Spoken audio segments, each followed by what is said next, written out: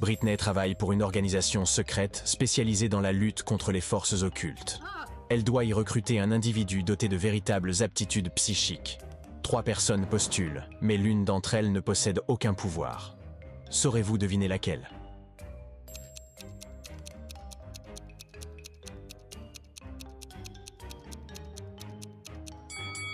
Regardez le 3e candidat.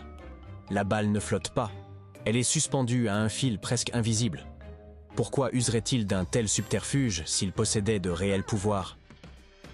Britney est ensuite affectée à une mission conjointe avec le département anti-zombie. Sa première tâche consiste à examiner des documents. Saurez-vous repérer les faux zombies dans cette scène?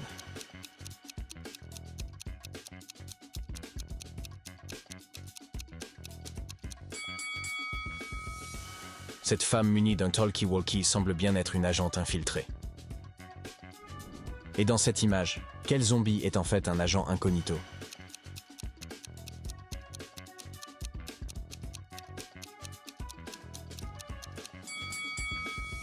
Celui-ci télécommande un drone, ce n'est donc pas un vrai zombie.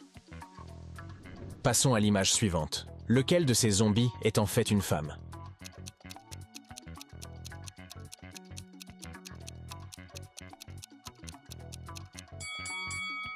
Celle-là, elle est la seule à porter un soutien-gorge. À l'heure du déjeuner, Kevin, un collègue de Britney, lui confie une curieuse anecdote. Un jour, mon ami David a tenté une nouvelle figure. Il a sauté du toit de son garage, est mal retombé et s'est fracturé la jambe. Pourtant, dès le lendemain, il marchait dans le parc. Il allait très bien. Comment l'expliquez-vous?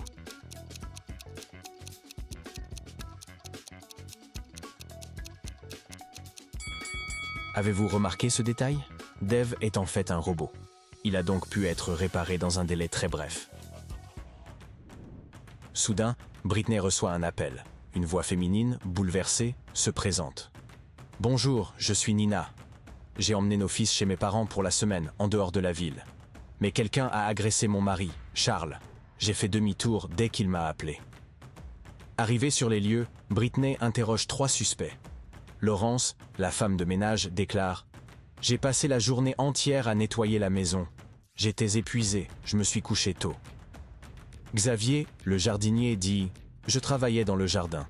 Quand je suis rentré dîner, Charles allait très bien. » Enfin, Bob, le cuisinier, affirme « Je n'ai pas quitté la cuisine. Charles m'a seulement laissé 2 heures pour préparer le dîner de toute la famille. » Britney identifie aussitôt le menteur.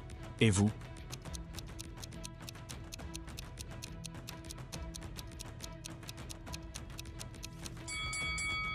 C'est Bob qui ment. Charles ne lui aurait pas demandé de préparer un repas pour toute la famille, puisque Nina et les enfants n'étaient pas là. Le lendemain matin, Britney entre dans son bureau et découvre une femme agitée, prénommée Wendy. « Aidez-moi, je vous en supplie. Il y a une semaine, mon petit ami Dan s'est transformé en loup-garou et m'a mordu. Je ne me sens pas bien. Je crois que j'ai besoin d'un antidote. » Britney examine sa blessure. La morsure est bien réelle. Elle demande alors où Dan pourrait se cacher. Je pense qu'il s'est réfugié chez l'un de ses meilleurs amis, Cody ou Barry. Britney explore leurs réseaux sociaux et tombe sur 2 photos. L'un d'eux vit seul. Saurez-vous deviner lequel?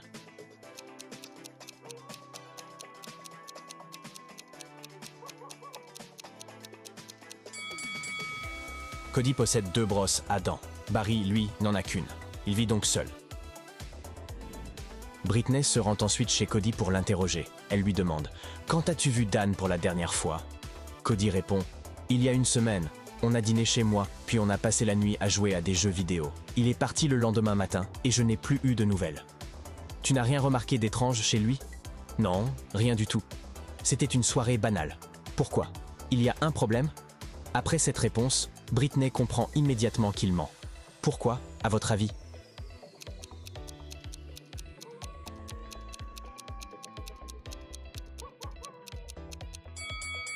Regardez par la fenêtre. La lune est à son dernier quartier. Cela signifie qu'il y a 7 jours, c'était la pleine lune.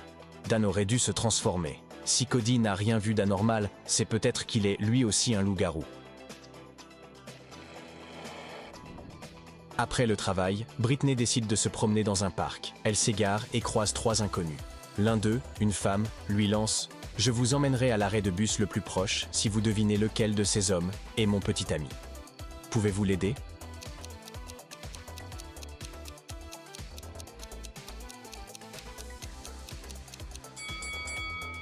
C'est l'homme de droite. La femme porte sa veste.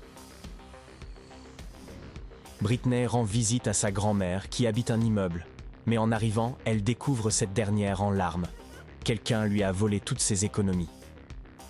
Britney traverse le couloir en hâte, espérant trouver un témoin. Une porte est entr'ouverte. À l'intérieur, un voisin tente d'éponger une grande flaque formée sous une fenêtre laissée ouverte sous la pluie.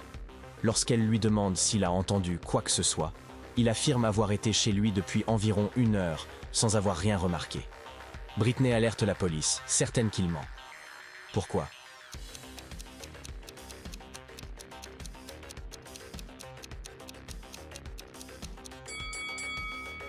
Ce voisin ment manifestement.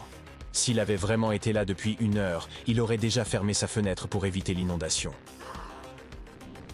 Nelly et Kelly assurent le service de nuit dans un supermarché ouvert 24 heures sur 24, situé dans un centre commercial local. Chargées de réapprovisionner certains rayons, elles doivent, pour cela, traverser une galerie sombre et déserte afin de se rendre à l'entrepôt.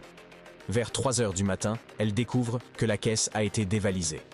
Britney intervient alors et leur pose une seule question. Que faisiez-vous au moment du vol? Nelly répond: Je suis allée à l'entrepôt chercher plus de biscuits. Il m'a fallu 15 minutes pour trouver la bonne boîte. Lorsque je suis revenue, l'argent avait déjà disparu. Kelly, quant à elle, déclare: J'avais déjà terminé de remplir mon rayon. J'ai donc décidé de quitter le supermarché pour faire un peu de lèche-vitrine dans le centre. Qui a dérobé l'argent?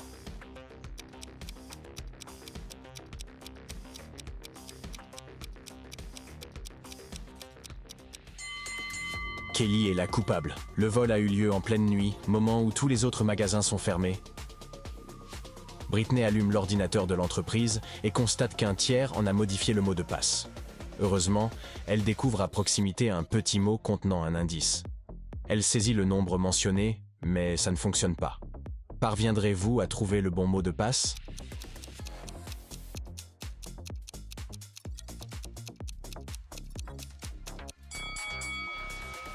Elle doit littéralement entrer 3 chiffres 7 suivis de 2 chiffres 8. Britney reçoit pour mission d'inspecter la ville abandonnée la plus sinistre du pays. Pouvez-vous compter avec précision le nombre de zombies qui s'y trouvent?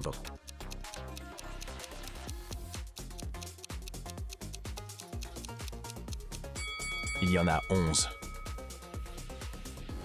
Et qu'en est-il de cet endroit-ci?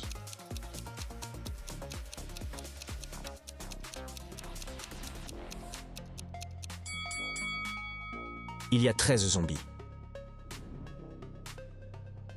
Tôt le matin, Britney attend son train sur le quai du métro, tout en dégustant une pomme, son encas habituel. Soudain, elle aperçoit un sans-abri criant des mots incohérents. « Cochon, humain, poulet !»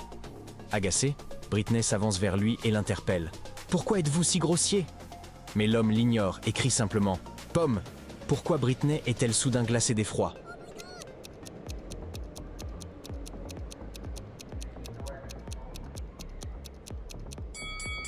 Cet homme semble capable de deviner ce que les gens ont mangé récemment. Il a crié « Humain » à propos du deuxième homme.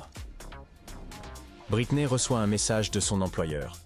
Elle est chargée d'inspecter la salle de sport locale, afin d'y identifier un imposteur venu d'une autre planète. Pouvez-vous l'aider?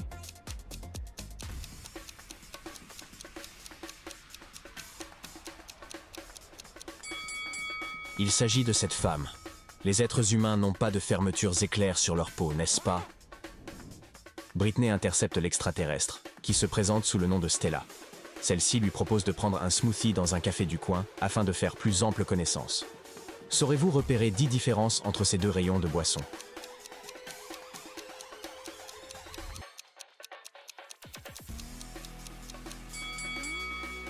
Les voici. Stella propose à Britney de l'emmener dans une ville secrète réservée aux créatures surnaturelles. Britney accepte et toutes 2 prennent la route. Toutefois, pour y entrer, elles doivent franchir une frontière gardée. Le garde réclame un mot de passe. Pouvez-vous aider Britney à le découvrir?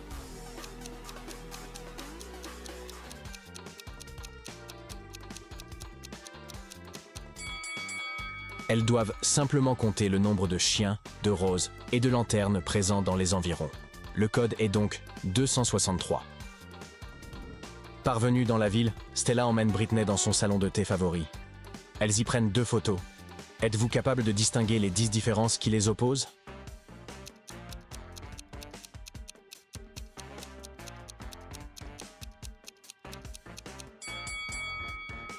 Les voilà. Soudain, un cri retentit. Le personnel vient de découvrir leur directrice, Mademoiselle Young, inconsciente dans le jardin situé à l'arrière du salon de thé. Quelqu'un l'a précipitée depuis le balcon. Britney est convaincue que l'agresseur se trouve parmi les serveuses. Pouvez-vous l'identifier?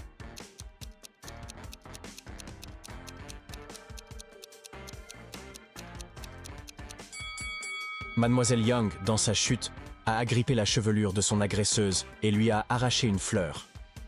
Or, cette femme n'a aucune fleur dans ses cheveux. Elle est donc la coupable. Britney s'apprête à rentrer chez elle. Hélas, son téléphone semble détraqué et affiche un labyrinthe au lieu de l'itinéraire habituel. Pouvez-vous déterminer quelle direction choisir?